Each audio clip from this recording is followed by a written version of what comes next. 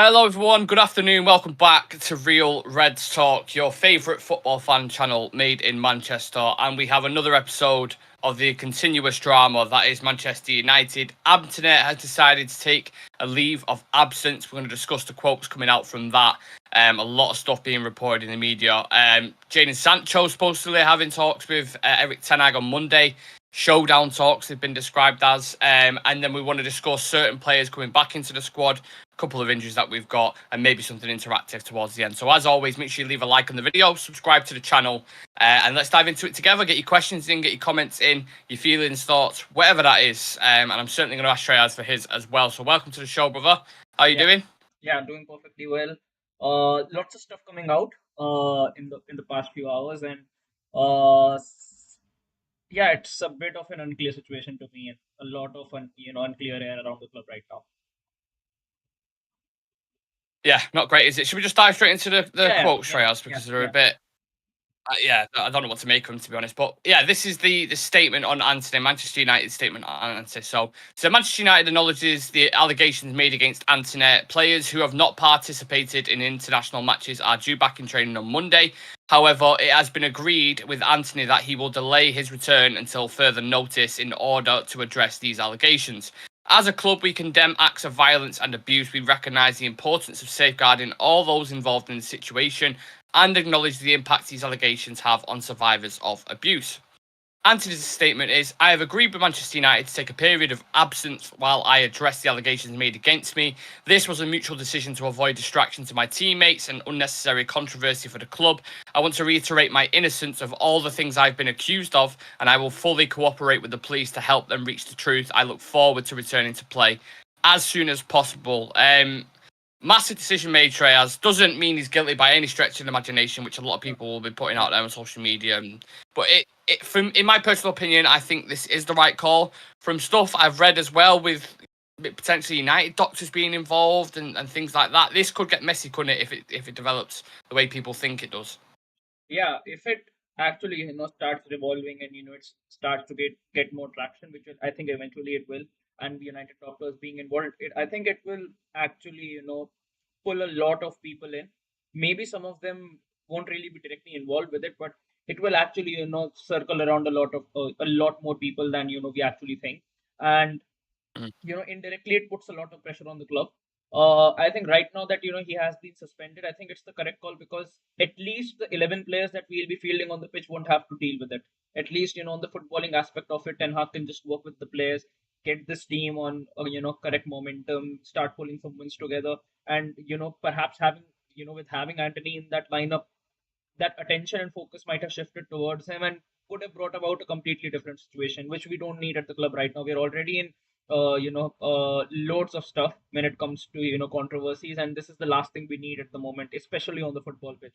So I think at least for now, it is the right call. The way it develops and like you mentioned as well, that United doctors being involved, it can actually get very, very messy, because these their statements have to be taken, their involvement will be questioned. So it can actually, right now it is still, I think it is a controllable situation.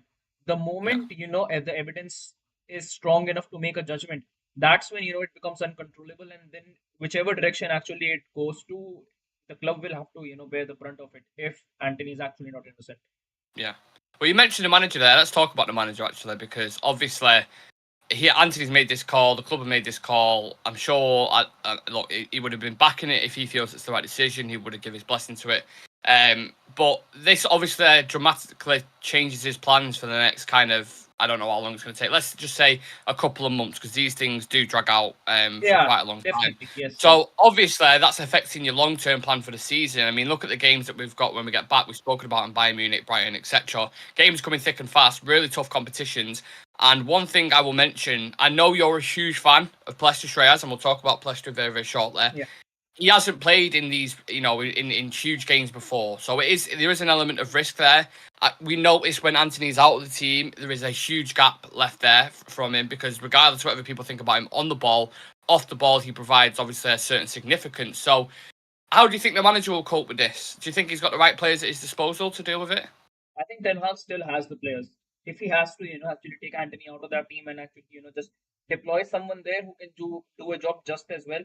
Uh, I think when it comes to on the ball movement, technical ability, and having that intelligence on the ball, I think we have those sort of players. Off the ball, that's the big question. Because if you have to look at the work rate of Antony, he works like a dog on that right hand side. The way he's able to complement Van Bissaka on that right hand side, the amount of goals that he's actually able to stop us from conceding at times. It actually goes under the radar because if we look into the situation of if Antony not being available and who can do that task for us on that right hand side. So Sancho is still up in the air whether he'll even be involved now or whether he'll even be considered by the manager for selection in the upcoming games. Then you've got Garnacho, who I think is a very very gifted talent, someone who can actually do a very very great job. But I still think his best attributes are definitely from that left hand side. On the right hand side, he loses that killer instinct of actually just cutting in on his left. So that is one thing that he does lose. I think if Ahmad would have been available, it would have been a very good situation for us because one thing they're both of them they're very similar players. Both of them over rely on their left foot on and both of them have actually the same work rates. Like Ahmad actually works a lot off the ball as well during his loan spell at Sunderland. He had the one of the highest work rates in that team off the ball. The way he's able to press, he is able to make interceptions, win the ball back in the attacking third. So I think if Ahmad would have been available right now, it would have been a very good situation for us to have because perhaps then Ahmad would have been able to build up on this and get to a level, but he's still going to be out for a considerable period of time, which leaves us with Pelestri, who I think except for Man United has practically gotten game time in every single shot that he's played in. But whether Ten Hag would be willing to actually play him because he is an out and out right winger. But the thing is,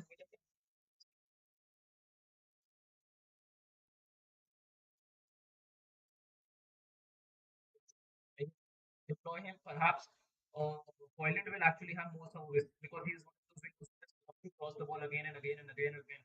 So it can work out in a way, but whether Ten Hag wants that sort of a winger at his disposal on that right side or not is a different question altogether. Yeah. Now, obviously, with the circumstances, that's opened up these opportunities for players that we like. I'm obviously an Ahmad fan. You like your Palestra. It's great for us because we've always felt like they deserved an opportunity. Whenever I've watched Palestra, whenever he's got a cameo, and just whilst we were on the discussion of Palestra, the members video will be on for Kundo Palestra, taking a look at his time, just his whole development, his loan spells, how he came up through the academy and things like that. So we'll take a closer look at Palestra, and that'll be dropping either tonight or tomorrow for the members only. So if you want to become a member, click the join button next to the notification bell or click the link that's in the description. And there's also another video that I'm working on about the Glazers and their 18 years at the club, but that is just for anyone who will be able to, that'll be available to anyone. So two videos in the mix that are being worked on right now. Keep an eye out for them for when they drop the next couple of days. But yeah, Palestri specifically, every time he's given a cameo, we have always said on this channel and always spoken about it, saying he has done well. And what I like about Palestri as well, and I hate comparing him to like Arsenal wingers or whatever, he has that burst of acceleration where he does actually get past a man. Antony's relatively quick in certain points, but it doesn't seem like he has that burst to get past a man. And even if he does get past a man, he doesn't put it into the box. So do you think you will see a dynamic shift there in terms of Palestri being able to beat the man and linking up with maybe Rasmus Højlund and Bruno and other players around him? Yeah, I think definitely because the one thing that we have in common when it comes to young wingers who are coming up, like you see Garnacho, you see Pelistri, you even see Ahmad. They love to take on defenders and actually beat them and just wall around, go cut in, or actually going for a cross. That's the good thing that we actually have with these young wingers. Yeah. Antony and Rashford, I genuinely believe they're blessed with pace. Like it's not a matter of them not having pace. I think it's just a matter of they just slow the tempo down of the game altogether when they have the ball on the wing. Even when they are breakaways, even when it just has to come with creating a transition and just moving the ball quickly with those inverted fullbacks. For some reason, they just they stop for a moment, they scan their surroundings, but by the time they are able to complete their scanning, the opponent team is able to once again take their shape. They are able to hold off any sort of transition that we might be able to create, and eventually it leads to a loss when it comes to creating overloads on the flanks. And this is the one thing that we've been missing in the first 4 games of the seaon. Like Rashford and Antony, whenever they have the ball on the wings, they never run past the defenders. When last season you could see instances where Rashford, he used to make use of that pace to beat defenders. He just used to wall around the box and just he used to go for goal. This season I've not seen that from Rashford, and I've not seen that from Antony either. I have seen that from Garnacho. I think it was a game against Spurs as well, in which he started. You could see, he's running past defenders, he's creating opportunities. Even when he came on against Arsenal, getting past defenders, just bursting through those spaces. And the same can be said for Ahmad, and same can be said for Pelistri. They're young, pacey wingers, and if they have the ball, they always generate something out of it. So having those sort of wingers, and then you have the likes of Bruno, then you have the likes of Mason Mount in this team as well, and you have Casemiro, who all I think when it comes to creating chances from centrally from the midfield, they're just as well. And then you've got Christian Eriksen at your disposal as well. So I think right now Ten Hag has a very good problem to actually have, because for once he actually has the players to use in those positions. He can put Mason Mount on the right if he doesn't trust Pellistri enough. If he can even put Bruno on the right, he's done that on a lot of occasions last season. He can, once again put Pellistri on that right hand side as well and give him a go for 2 to 3 games and see what he can actually bring to the team. Because what we need to understand is now we have an out and out striker who loves to get inside the box, and he has the pace to actually get into the box, attack those those headers, getting ahead of those crosses, maintaining the hold up play as well, and linking others while they move in. So we've got an out and out striker who can do a very good job for us. The thing is, will we be able to get the ball to him? Will he be having enough chances or not? So how does Ten Hag actually make use of that number 10 and that left wing and right wing? I think it's pretty exciting to see right now, and we've got a good, set of games to actually see how it can fare up. Having Hoyland, you've got Brighton coming up, you've got Bayern coming up, so these are two big games, and we'll be able to see, how much of an impact Hoyland can bring into this team when he gets that service by judging of those two games. I was just about to say it is exciting in it, because obviously we want them to play. We want to give them the opportunity, but whether Ten Hag will or not, I'm not sure. Like I had that feeling just knowing how he deals with certain rotations and stuff. He will probably move Marcus out to the right and put Garnacho on the left. It wouldn't surprise me at all if he did that, or if he brought, if these showdown talks with Jadon Sancho, which we're going to talk about in a minute, they flourish and they're fine. Maybe he will get an opportunity there on the right. Say, all right, here's your last opportunity.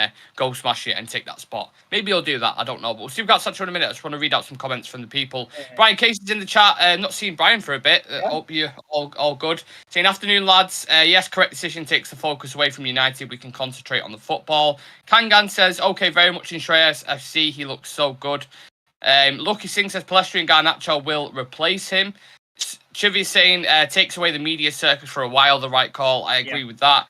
Me and the fans will look to wipe out another £700 million. I don't know what Lucky Singh's alluding to there. Sancho and Pelistri, good options to take that right wing spot. Yep, we also agree, of course. Will Adair says, hey guys, shame about Antony. Give Pelistri a go, and Sancho has to go. Good job, guys. Saludos from Guatemala. Brian saying, Pelistri and Garnacho excite me, by the way. Kanchelskis used to. Proper old-style wingers that take on their man and get past him using their electric pace. Also, Antony can't judge him until proven guilty. I don't know anything else on the case. Yeah, we've kind of reiterated that. We don't know the situation. All we know is, he's taking a leave of absence whilst they sort out this investigation, which is definitely the right decision, as Chivy alluded to before. Takes the distraction away from the club. We've already had, more than 2 hands worth of distractions in the past 3 months, so we don't need any more. So taking that away whilst they deal with that is fine. If he comes back, found not guilty and proves his innocence, then even better, and you can come back into the team and hopefully doesn't miss too much time off. If it's the other way, then obviously United will have to deal with that and the police will have to deal with that.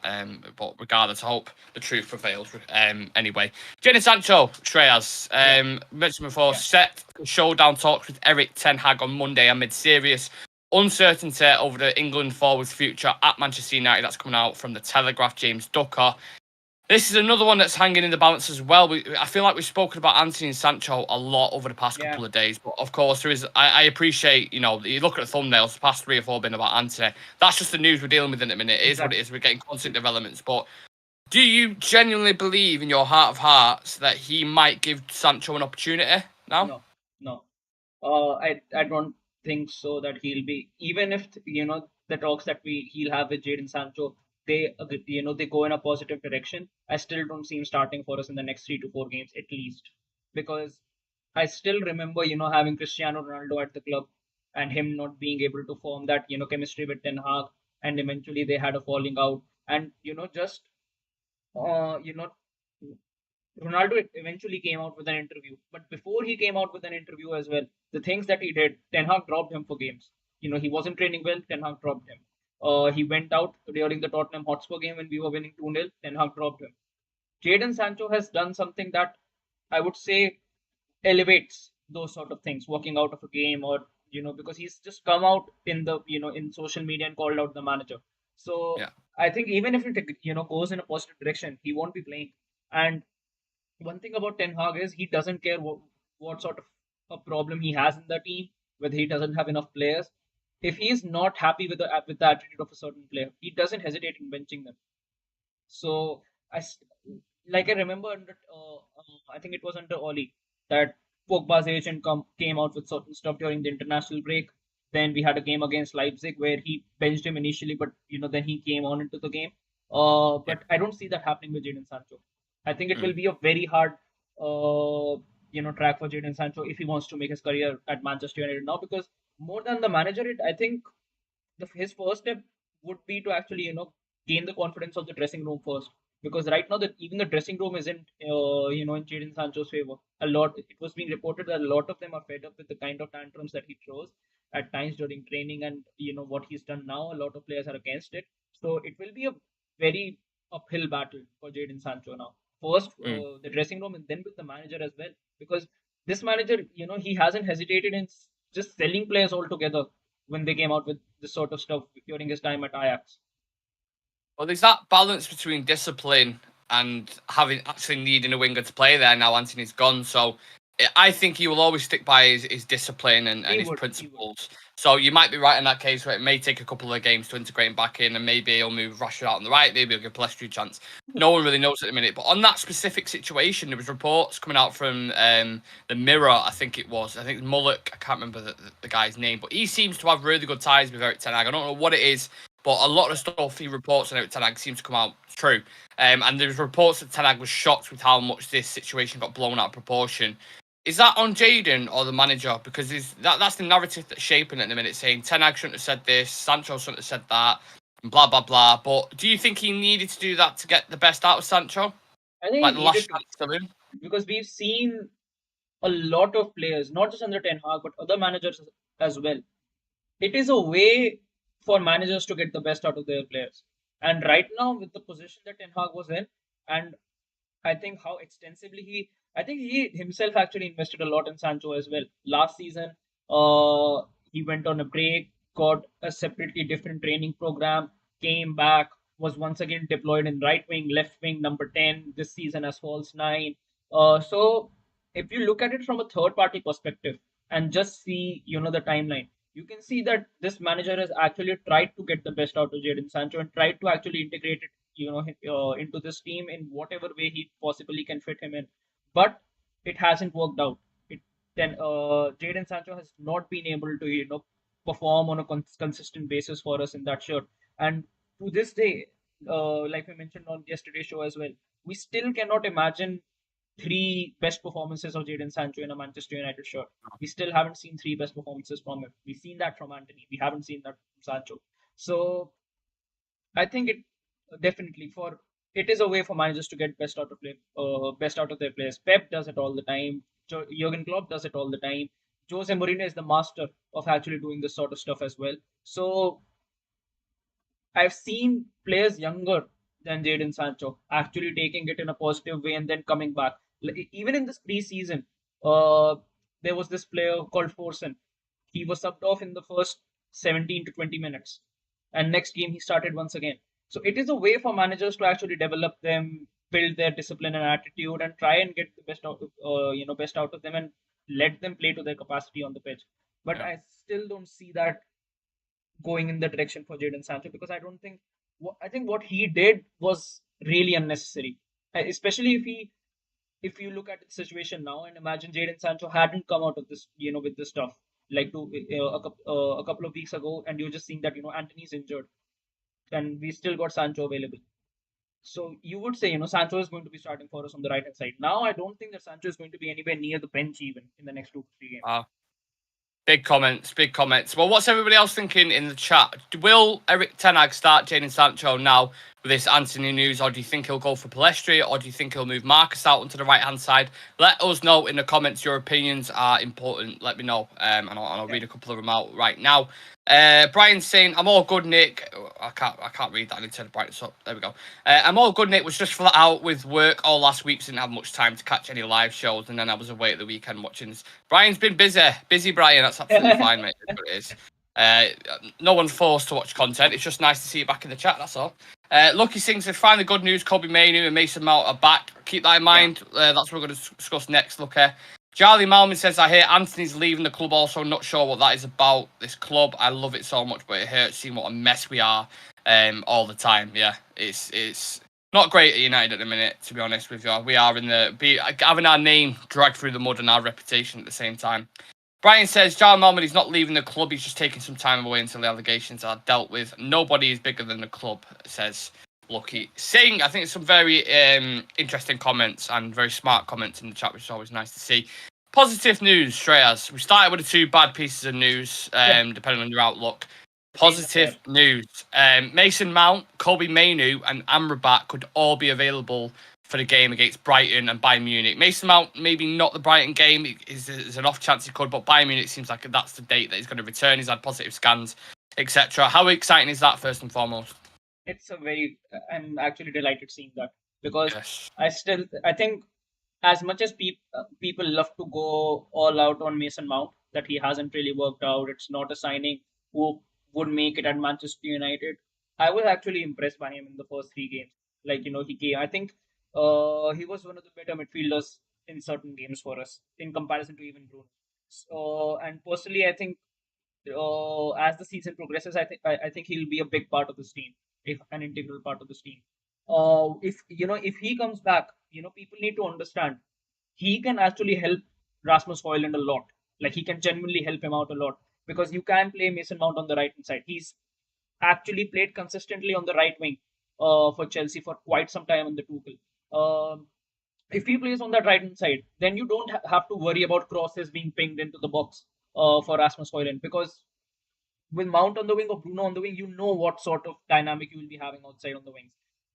And even if he's not deployed in the wing, it opens up an option for us. When you're going down in the game, like you're 2-1 down and there are 10 minutes left, and you've got a midfielder Casemiro, Amrabat, and Bruno, and you see that we still need to create more chances. You bring on a Mason Mount, who's got the legs, actually has a good work rate as well, can come on alongside Bruno, create more chances. And I think perhaps, the way we were playing in the first 4 games, like a 4-1-4-1 with 2 cans, 2 wingers, and a striker, just Casemiro as a lone lying midfielder. What if Amrabat plays that lone lying CDM, and then you've got, Bruno and Mount progressing forward, and now that you've got Højlund, maybe someone can actually, finish off those chances, because on the creative side of things, Bruno and Mount were not bad in the first 3 games. They created a lot of chances. Yeah. So, and a lot of turnovers as well in the final third.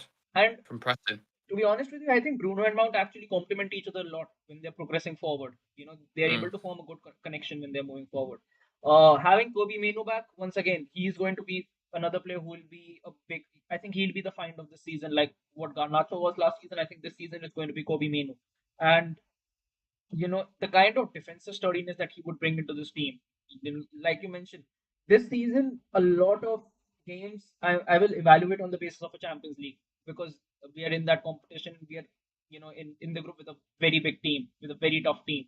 And, in certain games, especially when you go away on Champions League nights, you would want to have a Kobe Mainu in your team, having Casemiro, Amrabat, and Mainu as a midfield. So you know that you're not going to be conceding that many goals, because these 3 players, first off, they will shield Lisandro and Varane. And even if someone gets past them, then Lisandro and Varane won't really have that much to do. So I think Kobe Mainu coming back is actually very important, because I think during preseason he looked by far one of the best midfielders that we had on the pitch, especially Yeah. against Arsenal as well. Got 2 straight assists in that game, and was very, very heartbreaking for him for actually getting an injury during the Madrid game. But I think he'll come back. He'll once again be hitting that top form, and I think it just opens up a lot more opportunities for us on how to structure that midfield. Because if you've only got practically one starting winger in Marcus Rashford, because Garnacho, I still believe for at least uh for the next 4 to 5 games he'll be used as a super sub. I don't see him starting straight away once again. I think he'll once again be game by game by game. He'll once again be able to getting a start in a cup game and perhaps building on that. But I still think he'll be used as a super sub. So in that aspect, you probably could use Bruno or Mount on the wing. And then you've got Kobe Mainoo, you've got Amrabat, you've got Casemiro, you've got Ericsson. So it opens up a lot more opportunities on how to structure that midfield. And like we have a game against Brighton, we have a game against Bayern. These teams attack a lot. They love to play on the attack. They are not a team who play a low block. So it will be interesting as to how Ten Hag actually structures that midfield and what is the pecking order for him in this midfield. Like, is Casemiro first choice? Is Amrabat first choice? Is Mino actually going to be straightly brought into the team when he comes back in? It is still, everything is still up in the air. Well, I was going to say, where do you see each of them fitting in this season? But you kind of already covered that, to be fair. So, yeah, I think it is exciting. The fluidity, interchangeability, the options that you have at your disposal is nice to have for once. It's not just McFred or nothing. We actually have as well. Yeah, exactly. Like we have options there. We've not even spoken about it. McTominay's been fantastic during the international break, but that doesn't tell the whole story, does it, when he comes back to Manchester United? So it is what it is. We've got more and more people joining the chat. Make sure you leave a like on the video for us and subscribe to the channel if you are new around here. I thought we was talking a lot about wingers over the past couple of days, Shreyas. I could set a challenge, and I want people to get involved in this. The people who are behind the keyboard now watching, whether you're on your phone watching behind the screen, tapping, or whatever it is you're doing, however you're typing on desktop, etc. I need you to get involved. So get ready on your keyboard and get ready to type, and we'll see who can win this challenge that I'm about to set. Okay. So let me get a stopwatch. Okay. And this can be from now for 80s, but obviously I know you was obviously born after 2000, weren't you? So that's fine if you can only name them. I want you to name as many Man United wingers you can in 1 minute. Okay? As many United wingers from any point of time. For any point of time. Okay? Okay. 3, 2, 1, go. Rashford, Antony, Garnacho, Pellistri, Ahmad, Ronaldo, Beckham, Valencia, Ashley Young. Then you've got Mark Hughes, George Best, Conchelsis, and you've got Alexis Sanchez, Jadon Sancho, and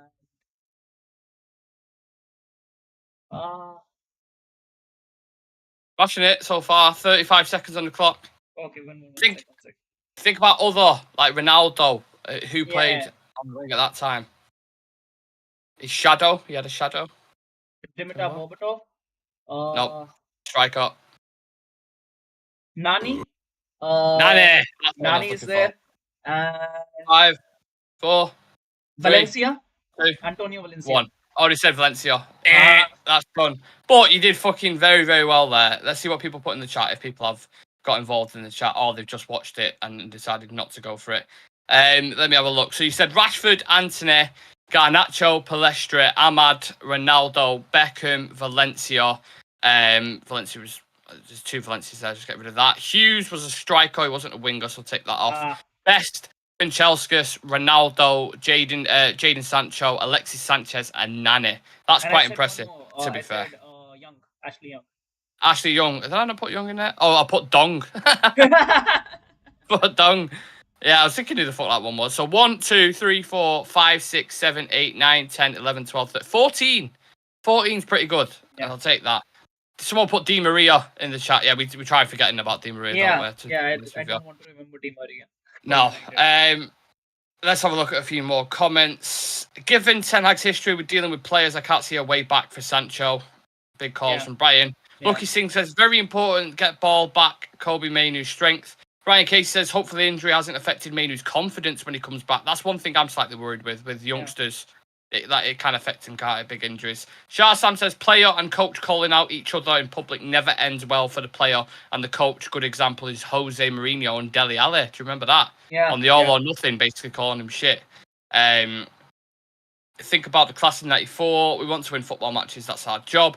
I'm going to give Antony one thing. He's very wise. It's him pulling himself away from the club. He was wise when it came to the Brazilian team. Let's see what happens. Look, it's been a relatively quick news show today, but like I mentioned at the start of the show, I've got a video to do about the Glazers, 18 years of neglect, which I want to put out at some point next week as a pre-record. I've got the Palestra members video that I'm filming today as well. So a short news show today. We had the breaking news around Antony. Of course, if anything else breaks around that, I will definitely go live.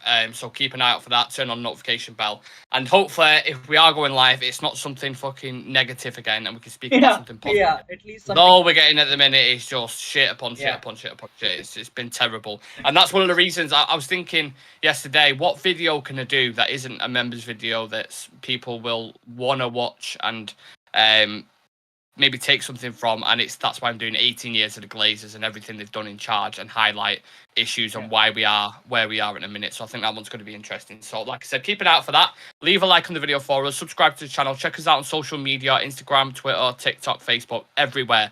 Real Reds Talk. They're all growing and blowing up at the minute. So thank you to you guys for that. Thank you to Shreyas for coming on. Do you have any final words, sir?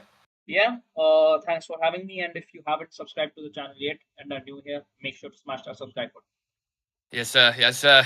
We move. Let's see what the next development brings with Manchester United. Like we said, hopefully it's not a negative one. Yeah. Take care, guys. Have a lovely rest of your weekend. Don't be working too hard. And we might be seeing you later on tonight. Let's see what happens. Peace.